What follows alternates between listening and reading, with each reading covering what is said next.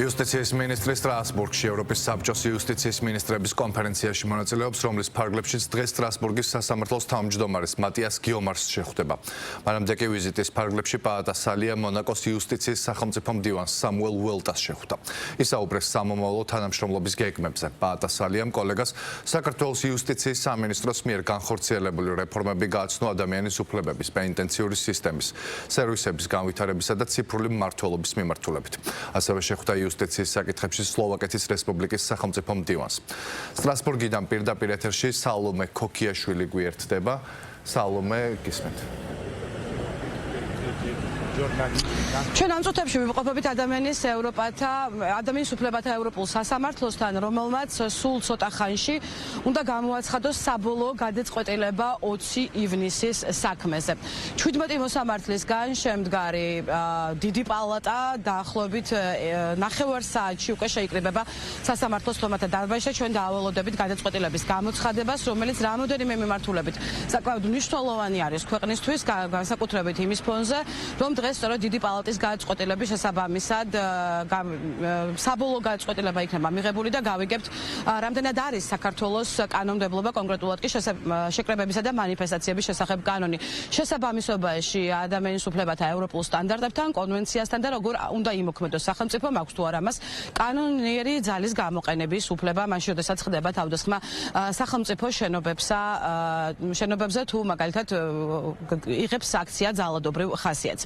უნდა ითქვას, რომ დაახლოებით 1 წლის წინ სტრასბურგის სასამართლომ ამ თემაზე მიიღო გადაწყვეტილება და სწორედ ამის შემდგომ გადაეცა ის მოსარჩელე ხარის შუამდგომლობის საფუძველზე უკვე დიდ პალატას, ვინაიდან დაახლოებით 1 წლის წინ გასაჩივრებული რამოდენიმე მუხლიდან სტრასბურგის სასამართლომ დაადგინა მხოლოდ ერთი ადამიანის უფლებათა კონვენციის მესამე მუხლის მეორე ნაწილის დარღვევა. ეს არის წამების საკრძალვის მუხლი და ამ ნაწილში სასამართლომ დაადგინა პროცედურული დარღვევა, რაც ნიშნავდა იმას, რომ სასამართლოს ჰქონდა შეკითხვები გამოძიების მიმდინარეობასთან დაკავშირებით. ამ განაჩენში ნათქვამი იყო ის, რომ მოხდა სახელმწიფო შენობის შტურმი, თუმცა რჩებოდა შეკითხვები გამოძიებასთან დაკავშირებით და იმასთან დაკავშირებით, რამდენად ადეკვატურად და სწორად დაიგეგმა საპასუხო ღონისძიებები, იყო თუ არა შესაძლებლობა იმისა, რომ თავიდან არიდებულიყო ის მძიმე დაზიანებები, რომლებიც აქციის მონაწილეებმა მიიღეს. ამავე გადაწყვეტილების თანახმად, რომელიც 1 წლის წინ იყო მიღებული, საქართველოს სახელმწიფოს დაევალა დაახლოებით 150.000 ევრომდე კომპენსაციის გადახდა ჯამში 26 პირისთვის, რომელიც ფიგურირებს ამ საქმეში. თუმცა ამის შემდგომ უკვე მოსარჩელე მხარემ, ამ შემთხვევაში საიამ უკვე დიდ პალატას მიმართა. ვნახოთ ახლა რას იტყვის დიდი პალატა ამ საქმეზე. თუმცა შარშან მიღებული გადაწყვეტილების შემდგომ საქართველოში, როგორც ისეთ დაიწყო საგამოძიებო მოქმედებები. მთელი წლის განმავლობაში 100-მდე დაზარალებული გამოიკითხა, ჩატარდა საგამოძიებო ექსპერიმენტებიც და მიმდინარე წლის ნოემბერში დაახლოებით 1 თვის წინ ამ საქმეზე ბრალი წარედგინა გიორგი გახარიას, ვინაიდან გამოძიებამ დაასკვნა, რომ შესაძლებელი იყო მძიმე შედეგების თავიდან არიდება. რაც შეეხება იმას, როგორია მოლოდინებზე საუბარი რთულია, არსებობს პრეცედენტები, როდესაც მაგალითად დიდი პალატა ცulis ხოლმე ზოგადად მანამდე მიღებულ გადაწყვეტილებას, თუმცა ასეთი შემთხვევები არის საკმაოდ მცირე, უფრო მეტად ვთქვათ პრაქტიკაში რჩება ხოლმე ძალაში წინა გადაწყვეტილებები. ნახოთ ახლა როგორი იქნება შედეგი. ქართული დელეგაცია იმყოფება უკვე სტრასბურგში და იუსტიციის სამინისტრო დარბაზში მოისმენს დიდი პალატის საბოლოო გადაწყვეტილებას, რომელიც ცოტა ხანში უნდა გამოცხადდეს. დიდი პალატის დღევანდელი გადაწყვეტილება მნიშვნელოვანი იქნება რამდენიმე მიმართულებით.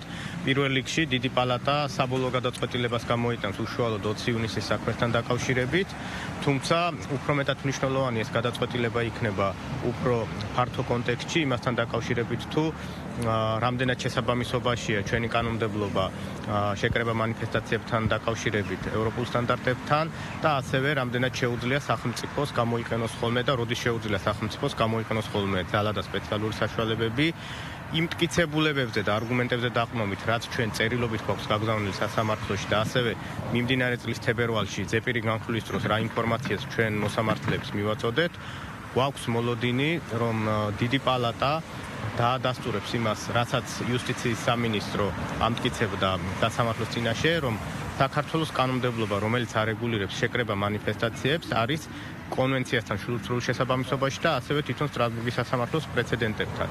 ასევე ჩვენ გვაქვს მოლოდინი, რომ დიდი პალატა გაიზიარებს იუსტიციის სამინისტროს პოზიციას იმ ნაწილშიც, რომ როდესაც სახელმწიფო ინსტიტუტებზე, სამართალდამცავებზე ხდება თავდასხმა და შტურმი, ასეთ დროს სახელმწიფოს უნდა ჰქონდეს ლეგიტიმური უფლება ძალის გამოყენების. რაც შეეხება თვითონ 20 ივნისის დროს გამოყენებულ ძალას და მის პროპორციულობას, მინდა გითხრათ, რომ თებერვალში გამართულ ხდომაზე სწორედ ეს იყო მთავარი საკითხი, რაზეც ყველაზე მეტი შეკითხვა ჰქონდა მოსამართლეებს და საქართველოს როგორც პასუხისმგებლიანმა წევრმა სახელმწიფომ აი ამ ხდომის შემდეგ განსაკუთრებით ინტენსივობით წარმართა ეროვნულ დონეზე საგამოძიებო მოქმედებები და როგორც საზოგადოებისთვის ცნობილია, ამ ნაწილში კერძოდ სასამართლოს კითხვები შეეხებოდა შინაგან საქმეთა სამინისტროს მაშინელი ხელმძღვანელობის მხრიდან, რამდენად სწორად წარიმართა ეს ოპერაცია, რამდენად სწორად იქნა ძალა გამოყენებული, ხომ არ შეიძლებოდა ამ მიყენებული ზიანის შემცირება ან საერთოდ თავიდან არიდება. აი ამ კითხვებზე, რომელიც დასვეს თებერვალში მოსამართლეებმა, საქართველოს პროკურატურამ შიდა დონეზე ძალიან ინტენსიური საგამოძიებო საქმიანობები ჩაატარა და როგორც საზოგადოებისთვის ცნობილია, ნოემბერში უკვე გამოიკვეთა გიორგი გახარიას პასუხისმგებლობა, რომელსაც სისხლსამართლებრივი პასუხისმგებლობა, რომელიც სისხლსამართლებრივ პასუხისმგებაში მიეცა. დღევანდელი გადაწყვეტილებით დიდი პალატა აი ამ საკითხზეც გააკეთებს შეფასებას და ფაქტობრივად ჩვენ გვექნება უკვე ევროპული სასამართლოს ძალიან ავტორიტეტული შეფასება უშუალოდ ამ ეპიზოდზე. მე შეგახსენებთ, რომ ამ თემაზე თავის დროზე სარჩელი საქმე მოამზადა და სარჩელი სტრასბურგის სასამართლოში გამოგზავნა საქართველოს ახალგაზრდა იურისტთა ასოციაციამ და ეს სარჩელი ჯამში 26 დაზარალებული პირის საქმეს აერთიანებს.